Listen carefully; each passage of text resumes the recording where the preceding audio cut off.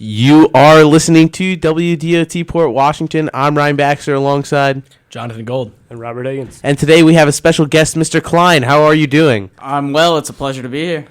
Today we'll be discussing a little bit about the ENL students, the program they have, and some of the interests that have grown through ENL. So before we start, can you just tell us a little bit about the ENL program here at Schreiber?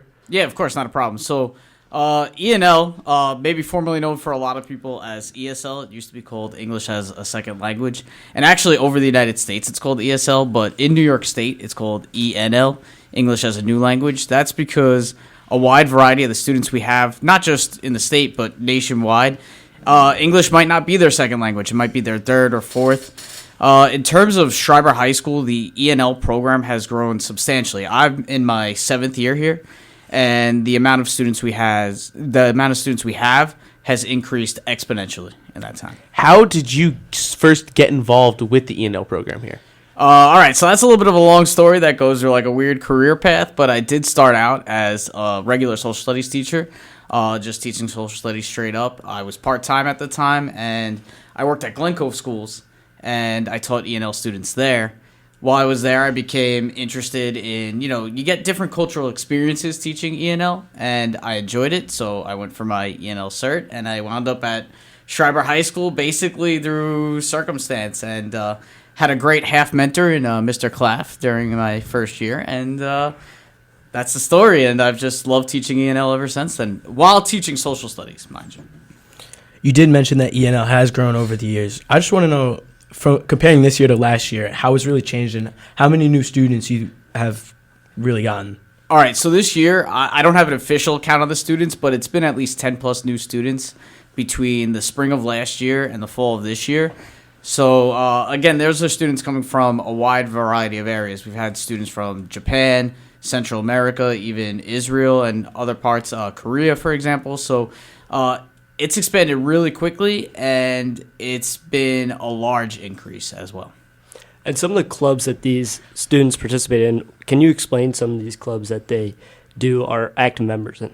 Yeah, so we have a wide variety of clubs. Some are hosted by ENL, some are like culturally based. One of the popular clubs over the past couple of years has been iCulture Club, where they do different cultural awareness events throughout the school. You might see them in the main lobby during Hispanic Heritage Month and even like during Spirit Weeks and things like that. Also, we've had like Homework Club, ENL Homework Club, which is led by our ENL students, and it's kind of like a peer mentoring type of club where some ENL students help other ENL students to just, study, reinforce skills, and things like that. Some other interesting clubs we've done in the past, too, include we've had Journeys to America. So we've had students that write their stories of how they arrived at the United States and, the journey along the way. And it's kind of cool because the students write it in both English and their native language. And it's kind of interesting. You've seen a variety of stories, even students that, maybe come from Korea or Japan. But a lot of the circumstances within the stories are similar, which is kind of cool to see. And I think it's something that maybe the Port Washington community might not always think about, and it's cool to get that story out there. We've also done things, there's the Puerto Rican Hispanic Youth Leadership Institute, which gives our ENL students a chance to learn public advocacy, which is something I've been a part of as well. And that's really cool because it helps students learn about not just the legislative process, but how to be a leader when it comes to advocating for things within your town, your city, your community, and even nationwide. And we've had students every year for the past long time, like maybe past 10 years, been selected to go up and represent the Port Washington legislative district up in Albany, and it's a rewarding experience for them. So from my understanding, as you said, a lot of different students from a lot of different places. Is there an amount of English that a student may know versus another, like based on a specific region? For like example, the kids from Southern Asia may have a better English foundation than the kids from Central America or something like that? Yeah, and it's even more extensive than that. So it might not even depend on what country you come from, but it might depend on what your experience was in the country that you're coming over from. So we might have a student, for example, from a European country or an Asian country or even a South American country that have a lot of background knowledge in English because that's what they learned in their school district. But we may have students that are not from an area where that type of education is common. So, yeah, there could be a wide variety of students with extensive knowledge in English or non-extensive knowledge in English, depending on even what part of the country they come from. So it's not so much more general, but it tends to be that students from certain countries have more background knowledge. But again, it depends on what their experience was. And every student really does have a different experience. I do know that you are a part of one of the various coaches, a part of Port Vikings coaching staff for track and field. Do you like to push your students from ENL into joining various different athletic groups? Yeah, of course. That's been a big goal, not just of mine, but of our department in general. Our department director, Priscilla Zarate, along with our AD, Nick Schratweiser, we've worked together to start promoting athletic participation as well in our sports. And that's something that I work on in all my classes on an individual basis, but we've also held group assemblies and really reinforced because, again, the way school sports, the application process for school sports is totally different than what these students might have experienced in the past. There's a lot of paperwork involved. You have to get school physicals. So we run through a lot of that and, setting up when the meetings are, providing translated material so students understand what is expected of them when they not just sign up for sports, but when sports start. And we've been successful. We've had, on the track team, we've had students, student Ben Hameen, he was from Chile. He participated. You guys might know Ori. He participated in not just winter track, spring track, and soccer last year. And this year we have 2 students in JV soccer who are apparently tearing it up on JV. That's Enrique and Chris Lay. So the interest level has increased. I have students asking me more so now than ever about participating in sports too. So that's another big push to try to, I'll even sometimes sneak into classes and tell students, hey, we have winter sports coming up. These are the sports that you might be interested in. Come and sign up and at least try out. So for ENL students, are they only taking ENL-based classes, or are they also in, I don't want to say a normal class, mainstream a mainstream class?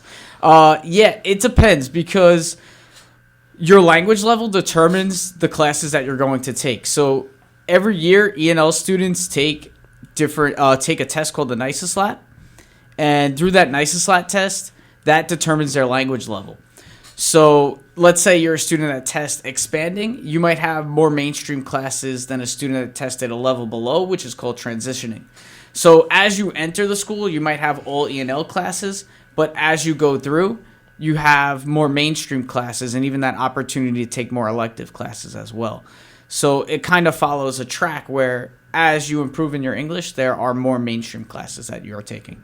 And by the time that they're graduating from our school or maybe somewhere else, are they getting the same kind of diplomas that every other student at the school would be getting? Yeah.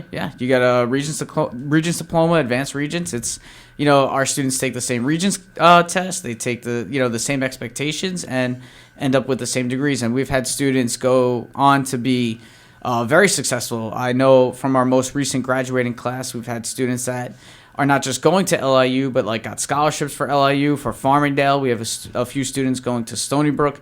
Actually, one of the girls in our program, that Pryli program, she got a lot of scholarships through Pryli and then turned that into going to Farmingdale, and she's having a successful career so far. Lastly, I know that the ENL students, maybe the program might be a little bit smaller than, let's say, the mainstream stuff in the school.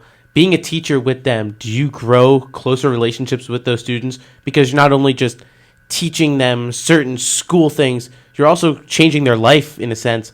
You're helping them get used to a new country and a new culture. Yeah, for sure.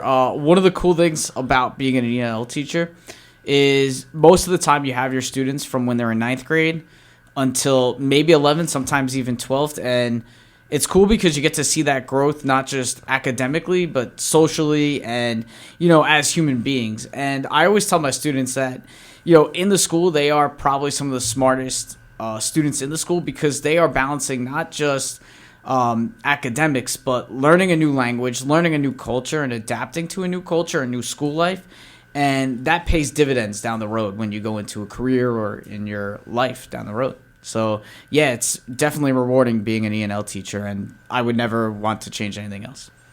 All right. Well, we'd like to thank you for, everything you're doing with the ENL program. I mean, it sounds absolutely amazing, and we've been seeing a lot of success over the years. But we also just like to thank you for coming on our show. It was kind of last minute, kind of spontaneous, but it ended up really well, don't you guys think? Yeah. Yeah, thank you. Hey, thank you. Anytime. It was a pleasure. All right. We'll see you guys next time from WDOT.